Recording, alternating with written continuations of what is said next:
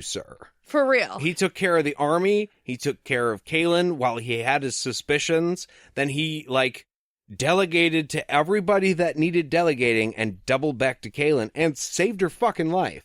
And the lives of all the men. Chan is the man. Chan is the fucking man. That is for sure. He knew right away the shit wasn't right. He figured out that she had been poisoned because he's smart and pays attention to shit, and that the men were going to be ambushed, so we just moved them over there. Yeah. They're coming in from the left. We moved to the right. Bam. Now they're still fucked. And Toss, he couldn't really believe that his brother was guilty of all of this, but that was his final mistake. You know, he didn't want to believe that his brother was capable of doing these things. And sometimes when you're family, you overlook things about people because they're your family. Oh, yeah. Happens all the time. Yeah. And you're like, well, it's okay. He's my brother. I have to do this because it's proper. When really, that shouldn't be the way it is. I'm not going to tell everybody what they should and shouldn't be doing, but yeah, he really had a hard time with that. And I think we can all honestly understand how that is, because we don't want to think that people in our family are capable of great evil either. No, but they might be. Right. Even when it's staring you in the face, it can be hard to be accepting of something really hard like that. I'm sure Chan was going back with Toss all the way to the camp being like, dude, point A, B, C, E, your brother's a dick. He fucked all this for all of us. You could see it. And he was like, nah, he was probably just sleepy. And so he made some bandu tea and he slipped her some on accident. And he also talked to the enemy. I don't know. Maybe he wanted to have drinks with them. We should go talk. And then he died. Because Prin's an asshole. He's an asshole. Or evil Prin is an asshole. I don't really know. Both Prins? I don't think there's really a way for us to find out at this point. I guess not. So Chan explains that his wound is pretty nasty since Prin used the bladed arrows that he taught him to use. Yeah. But he's all patched up now. He's just not going to be able to use his arm a whole lot. So protection level a little bit decreased, okay? Kahlan tells him that she was shot with a round arrow because Prin had other things he was going to be doing. And the conversation gets shifted pretty quickly because neither one of them really wants to talk about the bad shit anymore. And they're just really happy they both got through that. I thought it was funny that the way Chandlin observed both of these events were like, okay, sharp arrow, just like I taught him.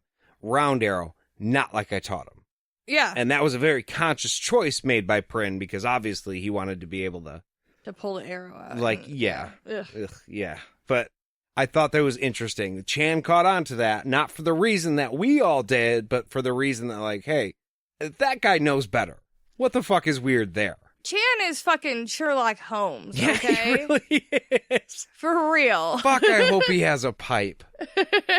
He should. If he, you know what he's got to do? If he's got, the walking stick, holy shit, I'm going to get flayed alive for this. Gandalf from Lord of the Rings. Oh, okay. Ooh, if I couldn't think of his name, that was going to be bad. But he keeps his pipe in the end of his walking stick.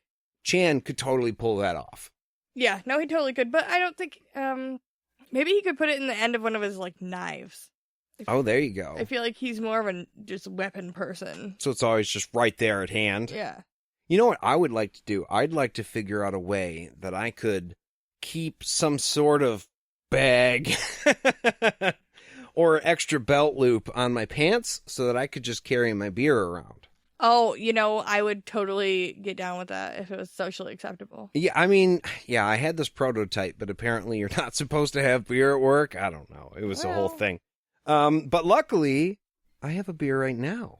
Oh, time for the beer break. That's right. So tonight we are drinking Razzle Dazzle from Gravel Bottom Brewery. We went there, let's see here, this past weekend on the recommendation of a friend. And he's like, dude, you got to try this beer. It's fucking good. So we went there and we tried it. Now, this is technically a cider. It's a sweet cider. Yeah. So not beer, but Razzle in the name gave me the suspicion that there was raspberry in it, and there totally fucking is, guys. I wonder what gave you that idea. It's raspberry cider. How could I say no to that? And I literally have no more information. I can tell you that it's 6.5%. I can tell you can get it at Gravel Bottom Brewery in Ada, Michigan, and that it is fucking delicious. Seriously, guys, this is no joke. 5 out of 5 beer. Oh. Full 5. Oh. And I very rarely give a full 5 because that's one of those beers where you're just like, oh, that just hit the spot just right. There's nothing that I would change about it. It was the right, like, I'm thinking like a scientist. It was the right viscosity. It had enough of the carbonation. Like, everything was perfect. I love this beer. I am going to go back and buy much of it. Seriously, Jade, I've been meaning to ask you if I could actually put a kegerator down here. That's not a conversation to have on the podcast. We could just set it up, like, and then we wouldn't even have to, it'd be, okay. Well, yeah, we'll talk later. Yeah, we'll talk. It's a good idea, but we'll talk later. So I'm definitely going to have one more of these. I could probably say I'm going to have a few more of these, but we'll settle for 2. Because that way, yeah. Yeah, I don't want to, no, I do. I want to drink a lot of it. But we will be back right after this.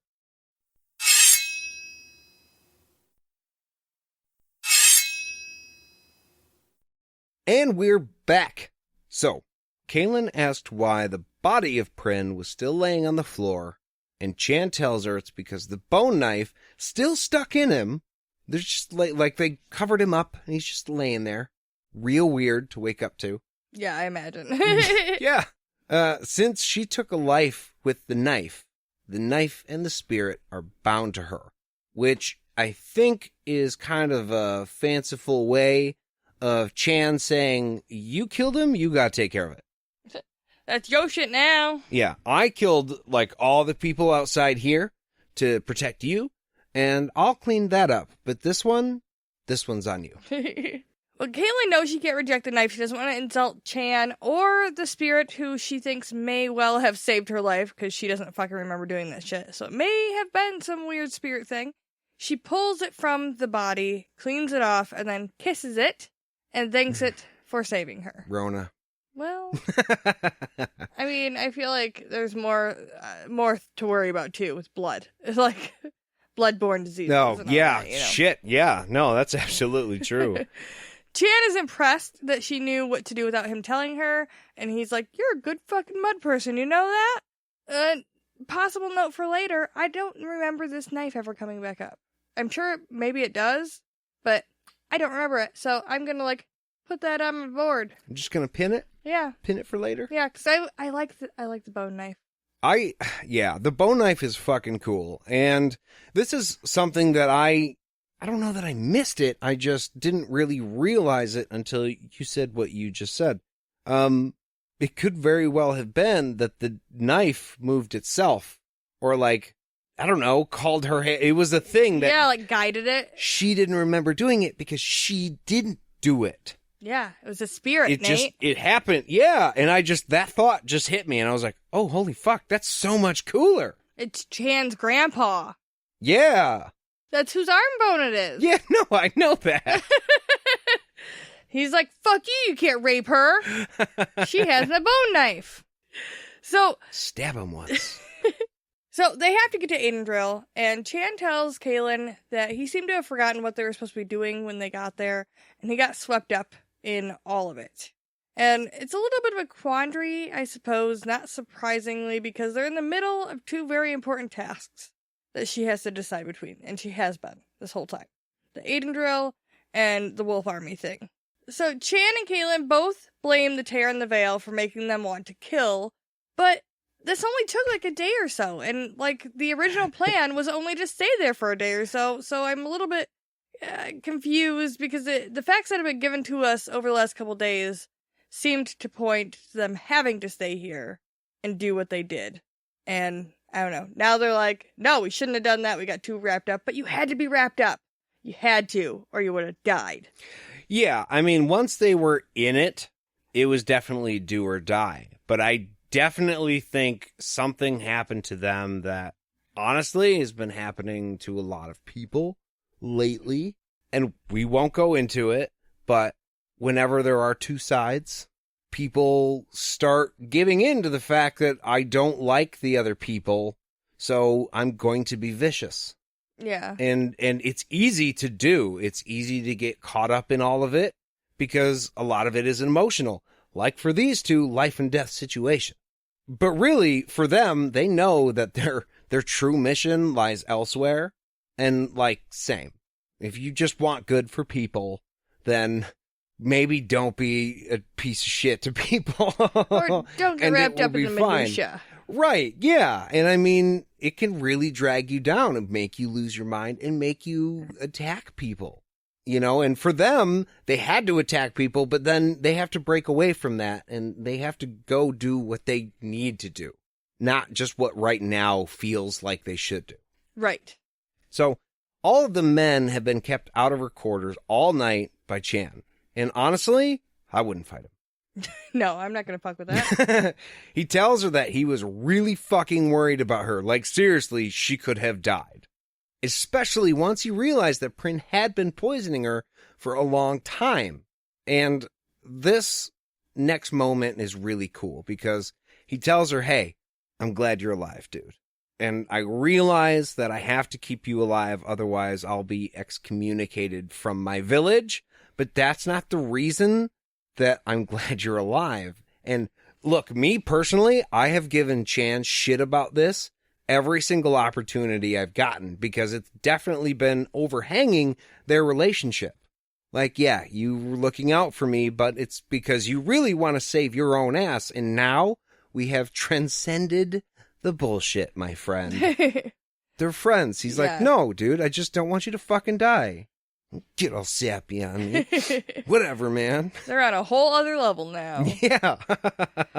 But he does tell her that she has to stop fighting like he does. That's not what she's meant to do. She has to go back to doing things her way. Leave the other shit to him. Yeah, we all have our strengths and weaknesses, and we should play to that. But you are definitely not supposed to be soldier playing ground game right now.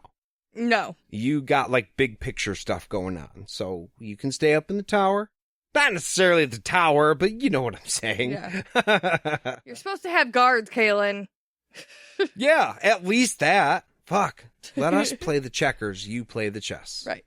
So Kahlan thanks like him. That. Yeah. Sorry. So Kahlan thanks him for being there for her and says she's sorry he's hurt. And she makes a remark about how his scars are going to prove to the ladies he's brave because he was shot. And Chan's like, actually, the fact that I didn't scream when they pulled that arrow out of my fucking leg is what proves my bravery. Not just that I got shot. Anybody can get shot. I'm a badass. One thing that would be hilarious here if he was like, for example, and then turned with his bow and stuck a guy in the leg. See? He's not brave at all. He had no idea that was coming. No idea. Secondly, I do not believe that not screaming when somebody pulls an arrow out of you makes you brave. I think that just proves that you want to prove you didn't scream when they pulled it out. Are you sure? Positive. I don't know. He sounds pretty positive himself that it's an accurate barometer. No, bravery. I think stepping on the battlefield at all makes you brave. I think not screaming when they pull the arrow out makes you proud.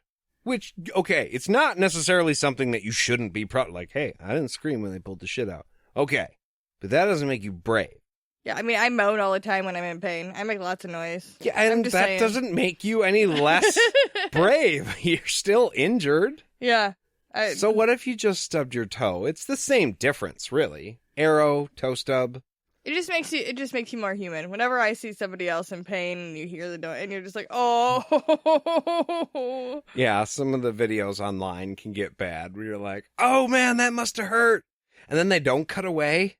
Yeah. They just sit there for a minute and you're like, oh God, I didn't want to watch this. And other people in the room are laughing and I'm just like, why? That's not funny, guys. So before they leave the little shelter, she looks at the body spits on it, kicks it a couple of times.